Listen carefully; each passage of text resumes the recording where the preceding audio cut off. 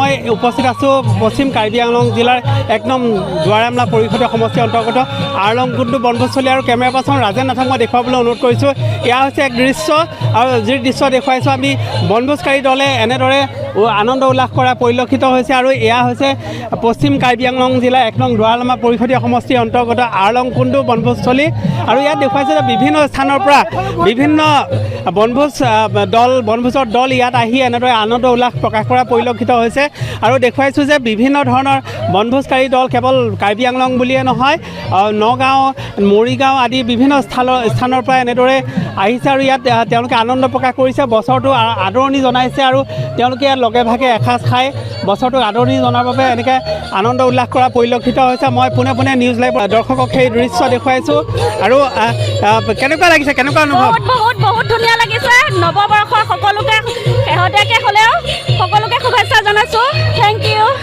এনেদৰে তেওঁলোকে আনন্দ উল্লাস কৰা পৰিলক্ষিত হৈছে। বিভিন্ন ধৰণৰ তেওঁলোকে বিভিন্ন ঠাইৰ পৰা আহিছে, মৰিগাঁৱৰ পৰা আহিছে, নগাঁৱৰ পৰা আহিছে, পশ্চিম কাৰ্বি আংলং জিলা এনেদৰে বৈঠালাংছৰ পৰা আহিছে আৰু তেওঁলোকে এনে আনন্দ উল্লাস পৰিলক্ষিত হৈছে আৰু বছৰটোক আৰম্ভণি কৰিবৰ বাবে তেওঁলোকে এনেদৰে একেলগে লগে ভাগে এসাঁজ খাই আনন্দ উল্লাস কৰাৰ পৰিলক্ষিত হৈছে। কেনেকুৱা অনুভৱ হৈছে?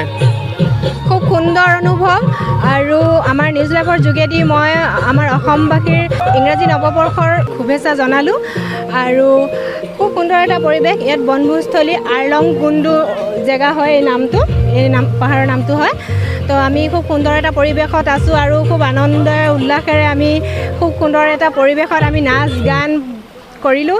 তাৰপিছতে মানে বহুতো আহে ইয়াতে, বহুতো লোকে বহুতো জেগাই আমাৰ পিকনিকস্থলী পিকনিক খাই আছে আৰু পানী পৰি আছে, ধুনীয়া এটা সুন্দৰ পৰিৱেশ। পশ্চিম কাৰ্বি আংলং জিলাৰ উপৰিও যিসকল বনভোজকাৰী দল ইয়ালৈ আহিব তেওঁলোকক কি আহ্বান জনাবা? তেওঁলোকক এইটো আহ্বান জনাম, ইয়াতে খুব সুন্দৰ এটা পৰিৱেশ আছে, তেওঁলোকো আহক ইয়াতে, তেওঁলোকো আহি পেলাই ইয়াতে আনন্দ উল্লাসেৰে খুব এটা সুন্দৰ পৰিৱেশত থাকি তেওঁলোকে বনভোজস্থলী বা পিকনিক খাই যায়, সেইখিনিয়ে মোৰ আৰু দেখুৱাইছোঁ নিউজ লাইভৰ দৰ্শকক এনেদৰে অসমৰ বিভিন্ন প্ৰান্তৰ পৰা বনভোজৰ দল ইয়াত আহি তেওঁলোকে আনন্দ উল্লাস কৰাৰ পৰিলক্ষিত হয়। পশ্চিম কাৰ্বি আংলং জিলাৰ ১ নং দুৱাৰামলা পৰিষদীয় সমষ্টিৰ অন্তৰ্গত বৈঠালাংছৰ প্ৰায় 14 কিলোমিটাৰ নিলগত যি অৱস্থিত আৰলংকুণ্ডু বনভোজস্থলী আৰু পোনে পোনে দেখুৱাইছোঁ এনেধৰণে যিসকল বনভোজকাৰী দল আহিছে আৰু তেওঁলোকে এনেদৰে আনন্দ উল্লাস কৰা পৰিলক্ষিত হৈছে আৰু অসমৰ বিভিন্ন প্ৰান্তৰ পৰা এই বনভোজস্থলীত যি আৰলংকুণ্ডু বনভোজস্থলীত এই বনভোজস্থলীত আহি তেওঁলোকে আনন্দ উল্লাস কৰিব পাৰিব। একে